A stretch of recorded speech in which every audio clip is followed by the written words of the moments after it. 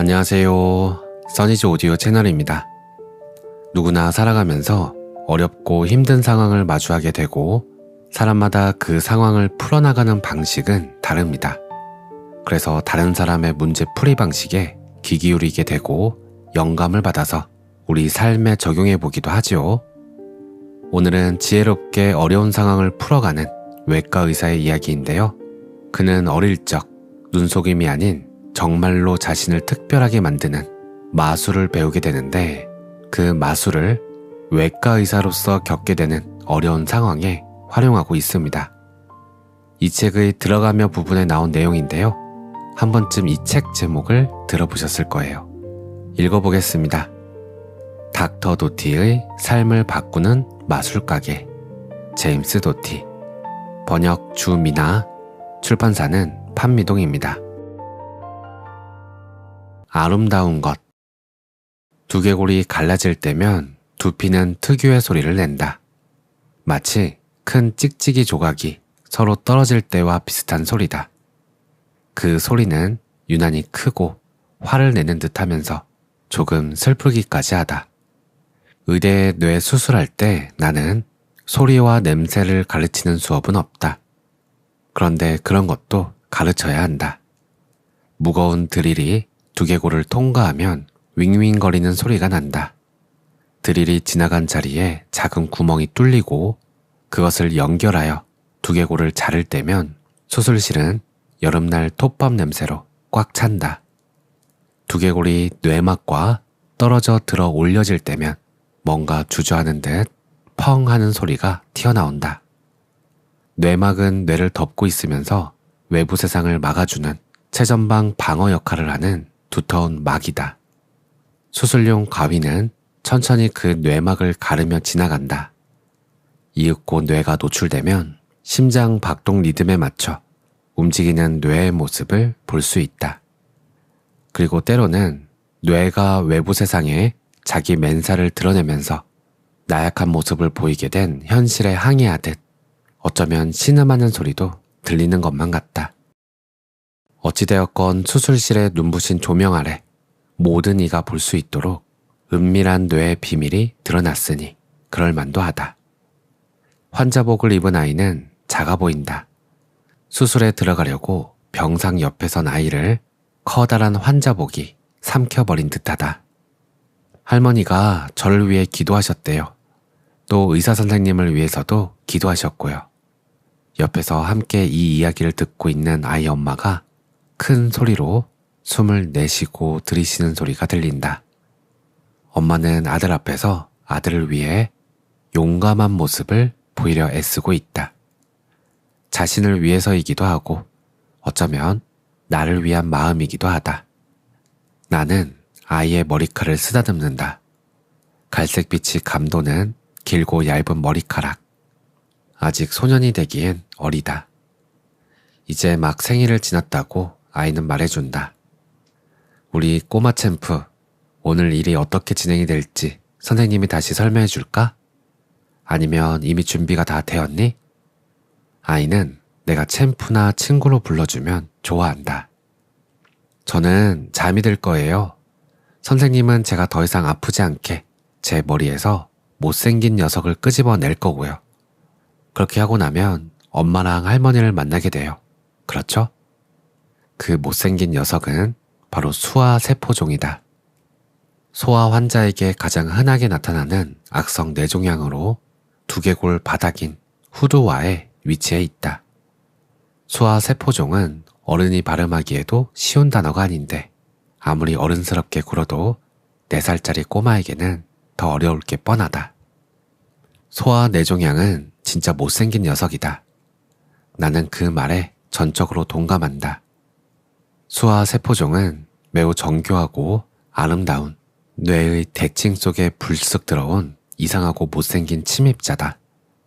그 침입자는 소뇌의 두 개엽 사이에서 시작되어 결국 소뇌뿐 아니라 뇌의 간을 압박하여 급기야 뇌 수액이 흐르는 경로를 막아버린다.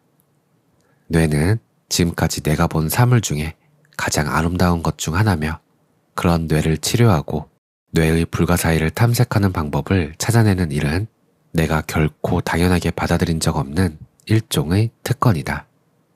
네가 말하는 걸 들으니 준비가 다 됐구나. 이제 선생님은 선생님만의 어벤져스 가면을 쓰고 올 테니 우리는 저기 밝은 빛이 가득한 방에서 만나자꾸나. 아이는 나를 보고 환하게 웃어 보인다. 수술용 마스크와 수술실을 보면 누구나 겁이 난다. 그래서 아이가 무서워하지 않도록 오늘은 그것을 어벤져스 가면과 밝은 방으로 부르기로 한다. 인간의 마음은 우습기도 하지만 4살짜리 꼬마에게 이런저런 용어의 의미를 설명할 생각은 없다. 내가 여태껏 만났던 가장 현명한 환자들과 사람들 중에는 아이들이 있었다. 아이들의 마음은 활짝 열려 있다. 아이들은 뭐가 무서운지, 뭐가 즐거운지, 상대방의 좋은 점이나 싫은 점이 무엇인지 있는 그대로 말해준다. 숨겨둘 거리가 없고 정말로 어떻게 느끼고 생각하는지 넘겨짚을 필요가 없다. 아이의 엄마와 할머니에게 고개를 돌린다. 우리 팀에서 누군가 와서 수술 진행을 할 때마다 두 분께 소식을 알려드릴 겁니다. 제가 예상하기로는 이번 수술은 완전 절제가 될 것 같습니다. 복잡한 상황은 없을 것이고요. 환자 가족들이 듣고 싶어하는 이야기를 들려주는 전형적인 외과 의사의 말투로 이 말을 하는 것만은 아니다.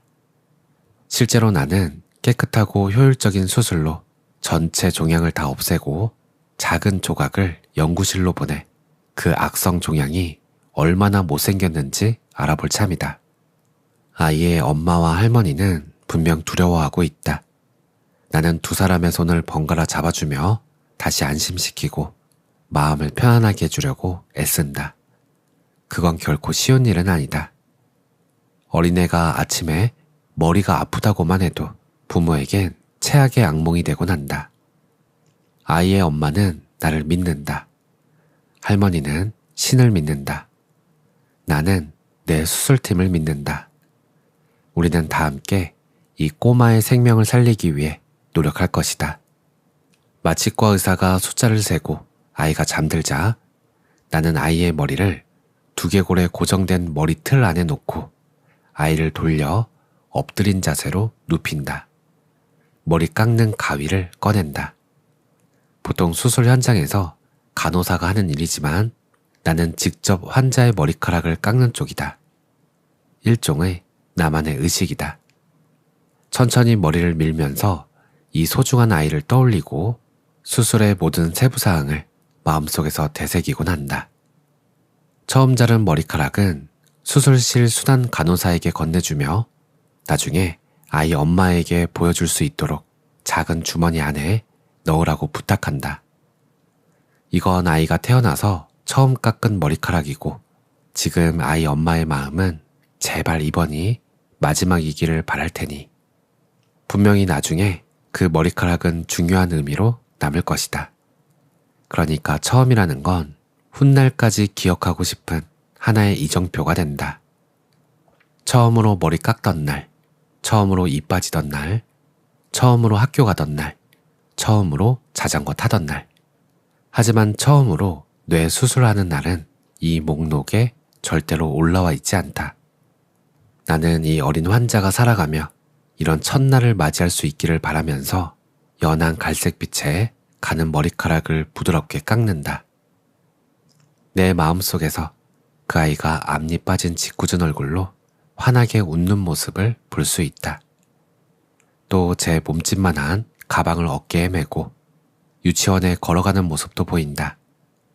태어나서 처음으로 자전거를 타는 모습도 보인다. 바람에 머리카락을 휘날리며 열심히 자전거 페달을 밟으며 처음으로 느끼는 자유. 나는 그 아이의 머리카락을 깎으면서 우리 집 아이들을 떠올린다. 그 아이가 경험하게 될 이 모든 처음의 이미지와 장면이 내 마음속에서는 너무도 선명해서 다른 결과는 상상조차 할 수 없다. 앞으로 병원을 들락거리며 항암 치료를 하고 추가 수술을 하는 모습을 보고 싶지 않다. 그 아이는 소아 뇌종양을 이기는 환자로서 항상 모니터하게 될 테지만 훗날에도 옛날처럼 병원에 있는 아이의 모습을 보고 싶진 않다. 어지러움과 구토, 기절, 이른 아침 엄마의 비명으로 잠이 깨고 그 못생긴 녀석이 아이의 뇌를 누르고 고통을 준다. 복잡한 삶에 이런 아픔까지 덧붙이지 않더라도 살아가면서 가슴 아플 일은 충분히 많다.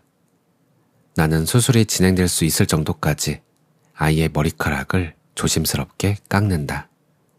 아이의 두개골 표면에 절개하게 될 2개의 점을 찍고 직선을 그린다. 뇌수술은 힘들지만 후두와에 하는 수술은 훨씬 더 어렵고 어린아이의 경우에는 너무나도 힘들다. 이 종양 크기가 만만치 않아 수술 자체도 아주 공들여 천천히 정확하게 진행된다. 몇 시간이고 현미경을 통해서 바라보는 눈도 단 하나에 초점을 맞춘다. 우리는 외과 의사로서 수술할 때면 우리 몸의 반응을 모두 차단하도록 훈련받는다. 샤워하지 않는다. 먹지도 않는다. 등이 빠질 듯 아파도 그냥 넘기도록 훈련받았다. 내가 처음으로 어느 유명한 외과 의사의 수술실에서 어시스트를 하면서 겪었던 근육 경련을 기억한다. 그 선생님은 똑똑한 의사이자 수술실에서는 공격적이고 오만한 프리마돈나처럼 행동하기로 유명한 분이었다. 나는 겁도 나고 신경이 곤두섰다. 수술실에서 그 선생님 바로 옆에 서서 땀을 비오듯 쏟기 시작했다. 마스크를 쓴 탓에 숨은 무겁게 가빠지고 두꺼운 입김 때문에 안경알은 뿌옇게 흐려지기 시작했다. 수술 도구가 눈에 들어오지 않았고 심지어 수술 때도 볼 수가 없었다. 나는 정말 열심히 공부했고 참으로 많은 걸 극복해왔고 지금 이 자리에 서서 내가 항상 상상해왔던 모습 그대로 수술을 진행하고 있었다. 하지만 눈에 보이는 게 하나도 없었다.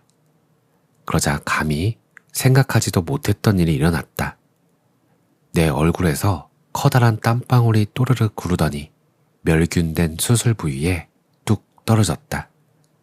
선생님은 분통을 터뜨렸다. 어쩌면 내 삶의 첫 번째 하이라이트가 될 수도 있었던 나의 첫 번째 수술. 하지만 나는 수술 부위를 오염시키고 곧바로 수술실에서 쫓겨나고 말았다. 그 경험은 두고두고 잊히지 않았다. 오늘 내 이마는 말끔하고 내 눈은 맑다.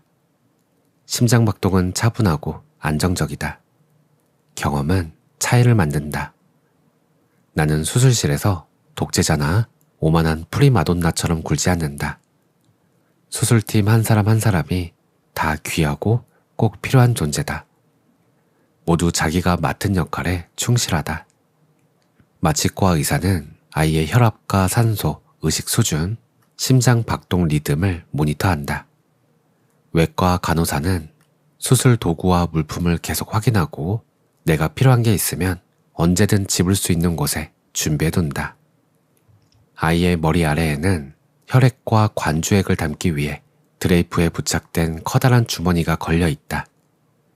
그 주머니는 대형 석션 기계와 연결된 튜브에 붙어서 수술하는 동안 어떤 순간이든 출혈이 얼마나 되는지 알 수 있도록 끊임없이 혈액량을 측정해준다. 나를 어시스트하는 외과 의사는 수련 중인 선임 레지던트로 우리 팀에 새로 왔지만 나와 마찬가지로 혈구와 뇌 조직 그리고 이 종양을 제거하는 세부 사항에 집중을 다한다. 여기서 우리는 다음 날에 필요한 계획에 대해서나 병원 방침 아니면 우리 아이들 그도 아니면 한창 힘겨운 인간관계에 대해서 깊이 생각할 수가 없다. 그런 우리의 태도는 위험을 감지하거나 집중하기 위해 극도로 발달한 감각의 형태며 거의 명상에 가깝게 한 가지에만 집중하는 상태다. 우리는 정신을 수련하고 정신은 몸을 훈련시킨다. 좋은 팀을 꾸리게 되면 굉장한 리듬과 흐름이 생긴다. 모두가 동시에 이루어지면서 화합이 커진다. 우리의 심신은 호흡이 잘 맞는 정보 요원처럼 협조체제로 작동한다. 나는 마지막 종양 조각을 제거하고 있다. 그 조각은 뇌 속에 깊이 박힌 주요 배열 정맥 중 하나에 붙어 있다. 후두와 정맥 체계는 말도 못하게 복잡해서 내가 종양의 마지막 조각을 조심스럽게 떼어낼 때 나의 어시스턴트도 열심히 석션을 하고 있는 중이다. 그런데 그 친구의 집중력이 단 1초 동안 흐트러진다. 그 1초 사이 그의 석션이 정맥을 찍고 그 짧은 순간 모든 일이 멈춘다. 그러자 지옥 같은 상황이 죄다 풀려나온다. 찢어진 정맥에서 새어나오는 피가 절개 구멍을 다 채우고 귀여운 꼬마의 머리에 난 상처에서 피가 마구 쏟아지기 시작한다. 마취과 의사는 아이의 혈압이 급속도로 떨어지고 있으며 출혈을 막을 수가 없다고 소리치기 시작한다. 나는 정맥을 고정하고 출혈을 막아야 하는데 피범벅 속에 정맥이 쑥 들어가 있는 바람에 그걸 볼 수가 없다. 내가 하는 석션만으로는 출혈을 막을 수가 없고 내 어시스턴트의 손은 도움이 필요할 정도로 너무 심하게 흔들리고 있다. 마취과 의사가 비명을 지른다. 아이가 현재 심정지 상태입니다. 그는 수술대 아래에서 이리저리 움직여야 한다. 엎드린 아이의 머리는 뒷머리가 열린 채 머리 틀 안에 고정되어 있기 때문이다. 마취과 의사는 한쪽 손을 등 뒤에 댄 채 아이의 가슴을 누르기 시작한다. 아이의 심장이 다시 뛰도록 필사적으로 애를 쓴다. 큰 정맥선 안으로 수액을 붓고 있다. 심장의 가장 중요한 첫째 임무는 혈액을 내보내는 것이다. 몸 안에서 일어나는 모든 것을 가능하게 해주는 이 마법의 작용이 멈춰버렸다. 4살짜리 꼬마 환자가 내 눈앞에서 과다출혈로 죽어가고 있다. 마취과 의사가 아이의 가슴을 누르자 상처 자리는 계속해서 피로 채워진다. 출혈을 멈추게 해야 한다. 그렇지 않으면 아이는 죽을 것이다. 뇌는 심장 혈액의 15%를 쓰며 심장이 정지한 후 단 몇 분간만 살 수 있다. 뇌는 혈액이 필요하며 더 중요하게는 혈액 내 산소가 필요하다. 그러기에 우리에게 시간이 너무 부족하다. 사람에겐 뇌와 심장 둘 다 필요하다. 나는 미친 듯이 정맥을 꽉 잡으려고 애썼지만 철철 흐르는 피 속에서 혈관을 볼 방법이 없다. 아이의 머리는 제자리에 고정되어 있지만 가슴 압박으로 머리는 아주 미세하게 움직이고 있다. 수술팀도 나도 시간이 없다는 사실을 잘 안다. 나를 올려다보는 마취과 의사의 눈에 두려움이 가득하다. 어쩌면 우리는 이 아이를 잃을지도 모른다.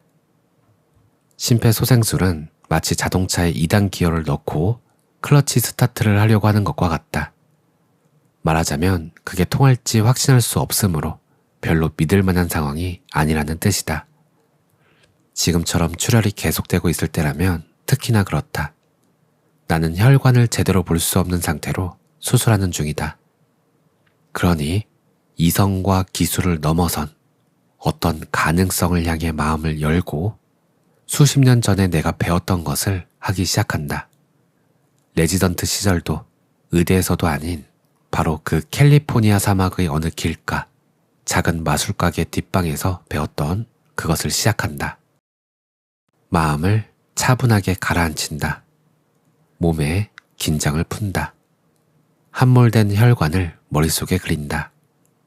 내 마음의 눈으로 이 어린아이의 신경혈관 고속도로 안에 접혀있는 혈관을 본다. 두 눈이 가려진 상태로 그 지점에 닿는다. 하지만 이 생명에는 우리가 눈으로 볼 수 있는 것보다 더 많은 무언가가 존재한다는 사실을, 그리고 우리 각자는 우리가 가능하다고 생각하는 수준을 훨씬 뛰어넘어 엄청난 일을 해낼 수 있음을 이미 잘 알고 있다. 우리는 우리 자신의 운명을 통제한다. 그러므로 나는 이 4살짜리 꼬마가 오늘 수술대 위에서 죽어갈 운명이라는 사실을 받아들이지 않는다. 나는 오픈 클립을 들어 흥건한 피의 구덩이 안으로 들어가 혈관을 짚고 천천히 손을 잡아당긴다. 출혈은 멈추고 그러자 마치 저 멀리서 나는 소리처럼 심장 모니터에서 느리게 삐 하는 신호 소리가 들린다. 처음에는 희미하다. 고르지 않다. 하지만 곧 신호는 더 강해지고 안정을 찾는다. 그 심장에 활기가 돌아오자 수술실 모든 심장에도 활기찬 신호가 돌아온다. 내 심장 박동이 모니터상의 리듬에 맞추기 시작한다는 것을 느낀다. 나중에 수술이 다 끝나고 나는 아이가 처음으로 깎은 머리카락 흔적을 아이 엄마에게 전해줄 것이다. 그리고 내 어린 친구는 마취에서 깨어나 살아남을 것이다. 완전히 정상적인 상태가 될 것이다. 48시간 안에 말을 하고 심지어 큰 소리로 웃을 것이며, 그러면 나는 아이에게 이제 그 못생긴 녀석은 없어졌다고 말할 수 있을 것이다. 오늘 내용은 여기까지입니다. 저자는 어린 시절 가난한 가정에서 자랐다고 해요. 아버지는 알코올 중독자였고 어머니는 뇌졸중과 만성 우울증으로 죽는 시도를 일삼았다고 합니다. 자존감 없는 아이였던 그가 자신의 존재를 특별하다고 느끼는 유일한 순간은 마술을 연습할 때뿐이었는데, 12살이 되던 어느 여름날 그는 동네 마술가게에서 루스라는 할머니를 우연히 만나 눈속임이 아닌 정말로 자신을 특별하게 만드는 마술을 배우게 됩니다. 그것은 바로 뇌와 마음의 힘을 조절하여 현재의 고통을 완화하고 자신의 소망을 구체적으로 실현하는 놀라운 비법이었습니다. 이 경험을 통해 저자는 저명한 신경외과 의사이자 자산을 쌓은 기업가로 성공하게 되지만, 루스의 가르침을 잊고 방탕하게 살다 일생일대의 위기를 맞게 돼요. 저자는 어린 시절에 배운 마술의 가장 중요한 의미를 깨닫고는 비로소 세상과 더불어 자신의 꿈을 실현하는 삶을 살기 시작합니다. 저자는 삶의 고비마다 나아갈 방향을 이끌어 주었던 루스의 마술에 대한 과학적 근거를 밝히고 이를 세상 사람들과 나누고자 했는데, 이 책이 이와 관련된 내용이라고 해요. 오늘은 토요일, 저는 이 책을 읽어보려고 합니다. 오늘도 평온한 하루 보내세요. 감사합니다.